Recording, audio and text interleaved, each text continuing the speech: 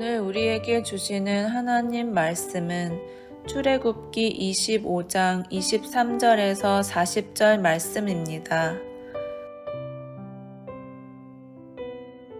너는 조각목으로 상을 만들되 길이는 2규빗, 너비는 1규빗, 높이는 1규빗 반이 되게 하고 순금으로 싸고 주위에 금테를 두르고 그 주위에 손바닥 넓이만한 턱을 만들고 그 턱 주위에 금으로 테를 만들고 그것을 위하여 금고리 넷을 만들어 그 네 발 위 네 모퉁이에 달되 턱 곁에 붙이라.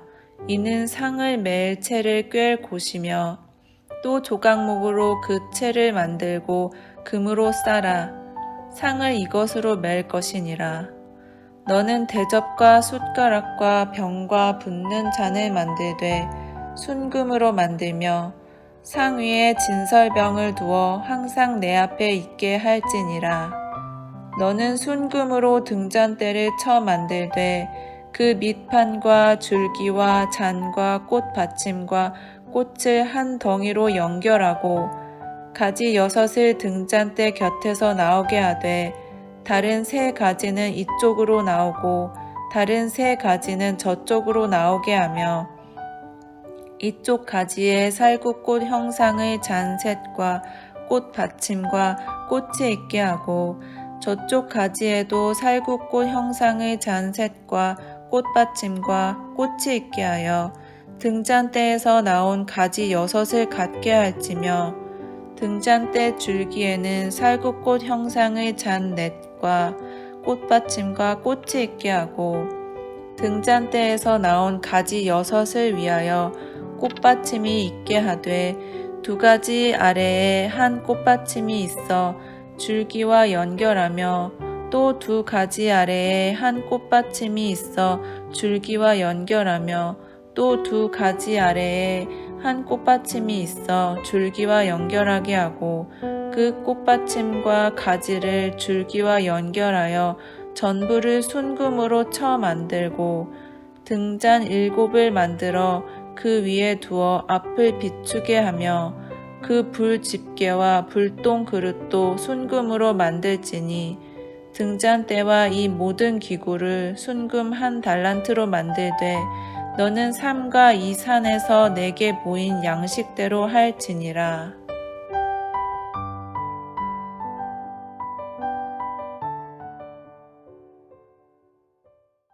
하나님께서는 성막 안에 둘 기구들을 만들라고 하시면서 가장 먼저 법궤를 만들라고 하셨습니다. 그리고 법궤를 덮는 뚜껑인 속죄소를 만들라고 하셨습니다. 그리고 속죄소 위에는 2 그룹, 즉 케룹을 만들라고 하셨습니다. 이 3가지는 성막 중에 가장 안쪽인 지성소에 있는 물건들입니다. 오늘 본문의 내용은 지성소 밖에 있는 물건들로서 떡상이라고 불리는 진설병 상과 7 금촛대라고 불리는 순금 등잔대를 만드는 법에 대한 말씀입니다. 오늘 본문의 첫 절인 출애굽기 25장 23절을 보겠습니다. 너는 조각목으로 상을 만들되 길이는 2규빗, 너비는 1규빗, 높이는 1규빗 반이 되게 하고 떡상, 즉 진설병 상의 길이가 2규빗이라고 되어 있습니다. 규빗이라는 단위는 사람의 손끝에서 팔꿈치까지의 거리로 약 45cm를 말합니다. 그러므로 길이가 2규빗이라는 것은 약 90cm이고 너비는 1규빗이니까 45cm입니다. 그리고 밑에 다리가 있는 그 높이가 1규빗 반이라고 되어 있으니까 약 67cm입니다. 그러니까 별로 크지 않은 상이라는 것입니다. 조각목, 즉 아카시아 나무로 만들고 순금으로 도금을 하라라고 하셨습니다. 24절입니다. 순금으로 싸고 주위에 금테를 두르고 그리고 상을 뱅 둘러서 손바닥 넓이만큼 턱을 만들라고 하셨는데 떡이 떨어지지 않게 하기 위해서였습니다. 손바닥의 넓이라는 것은 약 7cm 정도를 말합니다. 25절입니다. 그 주위에 손바닥 넓이만한 턱을 만들고 그 턱 주위에 금으로 테를 만들고, 그리고 이 상의 다리 부분에 각각 금고리를 만들어서 나무 막대기를 끼워 넣을 수 있게 하라고 하셨습니다. 26절과 27절입니다. 그것을 위하여 금고리 넷을 만들어 그 네 발 위 네 모퉁이에 달되 턱 곁에 붙이라. 이는 상을 맬 채를 꿰을 곳이며. 진설병 상을 들 수 있는 긴 채를 만들라고 하시는 것인데, 진설병상과 마찬가지로 조각목인 아카시아 나무로 만들고 금으로 도금하라고 하셨습니다. 28절입니다. 또 조각목으로 그 채를 만들고 금으로 쌓아 상을 이것으로 맬 것이니라.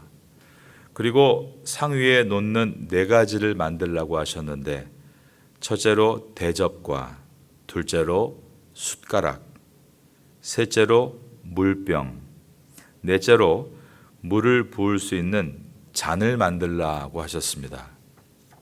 29절입니다. 너는 대접과 숟가락과 병과 붓는 잔을 만들되 순금으로 만들며.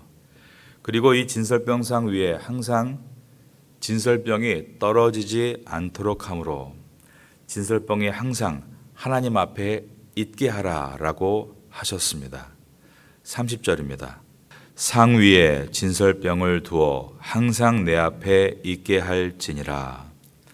진설병은 한자입니다. 베풀진, 베풀설, 떡병자입니다. 베풀어 놓은 떡이란 뜻이겠죠. 히브리어 원어로는 레헴 파님입니다. 이 뜻은 직역하면 얼굴의 빵입니다. 그래서 면전의 빵이라고 말할 수 있습니다. 하나님이 임재하셨다는 뜻으로 임재의 빵이라고도 할 수 있고, 그래서 영어 성경은 Bread of the Presence, 임재의 빵이라고 번역이 되어 있습니다. 진설병은 이처럼 1차적으로 하나님의 임재하심을 기념하는 떡입니다. 시내산에서 하나님이 모세와 이스라엘 백성을 부르시고 언약을 맺으실 때 하나님은 이스라엘의 하나님이 되고 이스라엘은 하나님의 백성이 되는 그 기념의 자리에서 음식을 베풀고 먹게 하셨습니다. 그러므로 이 떡상이 일반 우상 숭배처럼 신께 음식을 차려드리는 것으로 오해해서는 안 됩니다. 아침에 태국의 거리에 나가보면 신 앞에 음식을 차려놓고 기도하죠. 신이 그 음식을 먹는다고 준비하는 것입니다. 그러나 하나님께서 성소에 진설병상을 만들고 그 위에 진설병을 올려놓으라고 하신 것은 하나님께서 드시기 위한 것이 아닙니다. 반대로 하나님이 하나님의 백성을 먹이신다는 것을 메모리얼, 기억하도록 상징적으로 놓아두라고 하신 것입니다. 하나님은 만나로 날마다 먹이고 계셨습니다. 이 진설병 상은 하나님이 그 떡의 공급자이심을 기억하고 감사함으로 준비하는 예식이었습니다. 그리고 이 예식은 예수 그리스도를 상징합니다. 성막은 실체이신 예수 그리스도를 설명하는 그림자입니다. 하나님께서는 예수 그리스도를 이 땅에 보내주심으로 이 땅의 모든 영혼이 줄이지 않도록 생명의 떡이 되게 하셨습니다. 그러므로 예수님은 제자들과 마지막 만찬에서 떡을 찢어 나누어 주시면서 하신 말씀은 내 몸이니 받아 먹으라 라고 하신 것은 성막의 진설병을 설명하신 것으로서 하나님의 사랑이 예수 그리스도의 희생을 통해 완성되었음을 보여주신 것입니다. 하나님께서는 모세를 통해 이 진설병이 항상 하나님 앞에 있게 하라라고 하셨습니다. 자, 30절을 다시 봅니다. 상 위에 진설병을 두어 그 다음 저를 따라하겠습니다. 항상 내 앞에 있게 할지니라. 그러면 예수 그리스도를 나의 구주로 믿고 거듭난 우리가 매일 항상 하나님께서 주시는 떡을 공급받는 방법은 무엇입니까? 바로 말씀입니다. 성도는 하나님께서 주시는 말씀의 떡을 매일 항상 받아 먹음으로 공급자이신 하나님과 더욱 친밀해지고 이 땅에서 건강하게 그리고 능력 있게 사명을 감당해 나갈 수 있는 것입니다. 진설병 상에는 12개의 진설병이 6개씩 두 줄로 놓여 있었습니다. 12은 이스라엘의 12지파를 상징하는 것으로서 하나님과 언약을 맺은 백성이다라는 완전수입니다. 이 진설병은 일주일이 지나면 다시 새 것으로 채워놓고 전에 있던 것은 버리는 것이 아니라 제사장들이 먹었습니다. 이 내용을 오늘날 우리에게 적용한다면 하나님의 말씀은 우리가 계속 새롭게 먹어야 한다는 것입니다. 육의 양식이 중요합니다. 그런데 영의 양식은 훨씬 더 중요합니다. 영의 양식이 말씀을 사모하고 계속 쭉 배워 나아갈 때 우리는 우리의 심령에 영혼이 잘 되는 것을 경험하게 되고 그러므로 범사가 또 힘을 얻고 능력 있게 사는 것을 경험하게 될 것입니다. 그러한 은혜가 여러분에게 있게 되기를 예수님의 이름으로 축원합니다. 31절부터는 이제 7 금초대라고 불리는 순금 등잔대 제작에 관한 말씀입니다. 너는 순금으로 등잔대를 쳐 만들되 그 밑판과 줄기와 잔과 꽃받침과 꽃을 한 덩이로 연결하고 등잔대에 들어갈 다양한 모양들을 소개하고 있습니다. 우선 등의 중심을 잡아주는 밑판이 있습니다. 그리고 줄기가 있습니다. 그리고 잔이 있고 꽃받침이 있고 꽃이 있습니다. 32절입니다. 가지 6을 등잔대 곁에서 나오게 하되 다른 3 가지는 이쪽으로 나오고 다른 3 가지는 저쪽으로 나오게 하며 이 등잔대는 가운데 줄기를 중심으로 왼쪽에 3 가지 또 오른쪽에 3 가지를 뻗어 가운데 위에 불을 밝히고 왼쪽에 3개의 불과 오른쪽에 3개의 불 모두 7개의 불을 밝힐 수 있는 등잔이었습니다. 33절입니다. 이쪽 가지에 살구꽃 형상의 잔셋과 꽃받침과 꽃이 있게 하고 저쪽 가지에도 살구꽃 형상의 잔셋과 꽃받침과 꽃이 있게 하여 등잔대에서 나온 가지 6을 갖게 할지며. 이 말씀은 각 줄기마다 중간에 꽃 모양의 무늬를 만들고 꽃 밑에는 받침도 만들고 그 밑에는 그것을 받치고 있는 잔 모양을 만들라라는 말씀입니다. 멀리서 보면 동그랗게 이렇게 모양이 있는데 자세히 들여다보면 아주 정교하게 꽃이 있고 또 꽃 밑에 받침이 있고 또 그 밑에 잔을 조각한 문양들을 줄기마다 이렇게 만들라는 것입니다. 그러므로 이 등잔은 어떤 매끄러운 현대식의 촛대가 아니라 나무를 표현하고 있습니다. 34절을 봐도 마찬가지입니다.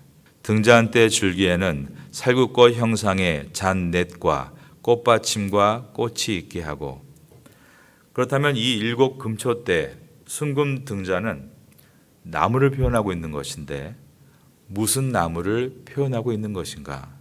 그것은 바로 하나님께서 처음에 인간을 지으시고 함께 계셨던 에덴 동산에 있었던 생명나무를 표현하는 것이었습니다. 생명을 주는 나무인 것입니다. 이 등잔은 7개의 빛을 발하고 있습니다. 7은 완전수입니다. 일곱의 빛을 발하고 있는 이 등잔은 하나님의 영이신 성령님을 상징합니다.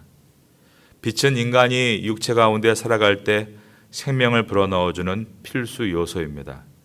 성령의 빛은 인간의 영혼이 숨쉬고 살아가는데 생명을 불어넣어주는 가장 중요한 요소인 것입니다. 사람의 호흡은 처음부터 성령으로 시작되었습니다. 하나님께서 흙으로 사람을 지으시고 그 코에 생기를 후 하고 불어넣어 주셨는데 생기는 히브리어로 르아흐라는 단어로 바람, 호흡, 영이란 뜻인데 바로 성령님이셨습니다. 성령은 하나님의 영이시고 예수 그리스도의 영이십니다. 그러므로 성막 안에 이 순금 등잔의 빛은 성령님을 상징하고 있고 또한 예수님을 설명하고 있습니다. 예수님은 이 땅에 빛으로 오셨습니다. 이것을 설명하는 것이 요한복음 1장입니다. 태초에 말씀이 계시니라. 이 말씀이 하나님과 함께 계셨으니 이 말씀은 곧 하나님이시니라. 그가 태초에 하나님과 함께 계셨고 만물이 그로 말미암아 지은 바 되었으니 지은 것이 하나도 그가 없이는 된 것이 없느니라. 그 안에 생명이 있었으니 이 생명은 사람들의 빛이라. 그러면서 요한복음 1장 9절에는 참 빛 곧 세상에 와서 각 사람에게 비추는 빛이 있었나니 그가 세상에 계셨으며 세상은 그로 말미암아 지은 바 되었으되 세상이 그를 알지 못하였고 자기 땅에 오매 자기 백성이 영접하지 아니하였으나 영접하는 자 곧 그 이름을 믿는 자들에게는 하나님의 자녀가 되는 권세를 주셨으니 이는 혈통으로나 육정으로나 사람의 뜻으로 나지 아니하고 오직 하나님께로부터 난 자들이니라 라고 되어 있습니다. 이처럼 예수님은 빛이십니다. 그런데 그리스도인들인 우리들에게도 예수님은 너희도 빛이라 라고 말씀하셨다는 것입니다. 마태복음 5장 14절 이하에 기록되어 있는 말씀입니다. 너희는 세상의 빛이라. 산 위에 있는 동네가 숨겨지지 못할 것이요 사람이 등불을 켜서 말 아래에 두지 아니하고 등경 위에 두나니 이러므로 집안 모든 사람에게 비치느니라. 이같이 너희 빛이 사람 앞에 비치게 하여 그들로 너희 착한 행실을 보고 하늘에 계신 너희 아버지께 영광을 돌리게 하라 라고 말씀하셨습니다. 예수님께서 우리에게 빛이라고 하시는 것은 달로 비유할 수 있습니다. 달은 태양의 빛을 받아 밝은 빛을 띱니다. 우리가 이 땅에서 빛이 될 수 있는 이유는 예수님의 빛이 우리를 비추고 있기 때문입니다. 이제 출애굽기 25장 37절을 보겠습니다. 등잔 7을 만들어 그 위에 두어 앞을 비추게 하며 동쪽에서부터 걸어 들어오면 성막 안으로 들어올 수 있게 됩니다. 그럼 먼저 오른편, 그러니까 북쪽이죠. 진설병상이 놓여 있습니다. 그리고 왼편, 남쪽이죠. 순금 등잔대가 놓여 있습니다. 그러면 37절에서 등잔 7이 환하게 앞을 비춘다는 것은 무엇을 비추는 것입니까? 바로 진설병을 비추는 것입니다. 하나님의 백성이 영의 양식을 먹을 때, 즉 말씀을 먹을 때 성령의 조명이 있어야 한다라는 뜻입니다. 하나님께서 지혜와 계시의 영인 성령을 내려주시지 않으면 아무리 말씀을 읽어도 이해할 수 없고 말씀을 들어도 받아들여지지 않는 것입니다. 에베소서 1장 7절 이하를 읽어드립니다. 우리 주 예수 그리스도의 하나님 영광의 아버지께서 지혜와 계시의 영을 너희에게 주사 하나님을 알게 하시고 너희의 마음의 눈을 밝히사 그의 부르심의 소망이 무엇이며 성도 안에서 그 기업의 영광의 풍성함이 무엇이며 그의 힘의 위력으로 역사하심을 따라 믿는 우리에게 베푸신 능력의 지극히 크심이 어떠한 것을 저를 따라하겠습니다. 너희로 알게 하시기를 원하노라. 이것은 사도 바울이 사랑하는 에베소 교인들을 위해서 했던 기도로서 그는 성령의 감동으로 성도들이 눈이 열려서 하나님의 지혜와 계시의 말씀을 깨닫기를 원했다는 것입니다. 여러분, 우리가요 말씀을 읽을 때 성령께서 역사하시면 너무 말씀이 좋고, 물론 100% 이걸 이해할 수 있는 건 아닙니다. 이렇게 배워야 되고, 한 저하고 6년 이렇게 공부하면 성령을 한 바퀴 돌겠죠. 그러면 굉장히 도움이 되실 겁니다. 그런데 그것과 떠나서 그냥 말씀을 읽으면 너무 좋고 하나님 앞에 있는 것 같고 행복하고 힘이 나고, 그것은 내가 하는 게 아닙니다. 세상 사람들에게 성경 딱 던져놓고 이거 베스트셀러니까, 세계 최고의 베스트셀러니까 읽어보라고 하면 읽혀지나요? 안 되죠. 근데 여러분 안에 성령께서 계심으로 그게 가능한 겁니다.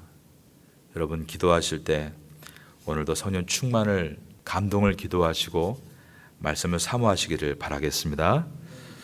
성령은 삼위의 하나님이십니다. 인격적인 분이십니다. 내 안에 내조하십니다.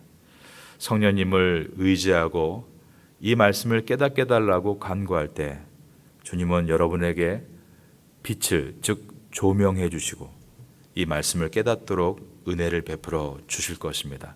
말씀을 받을 때 성령의 기쁨으로 받으시기 바라고, 세상에 나아가 말씀대로 살아갈 때 성령의 능력으로 마치 세상을 비추는 것처럼 힘있게 세상을 향해 살아갈 수 있게 되기를 예수님의 이름으로 축원합니다.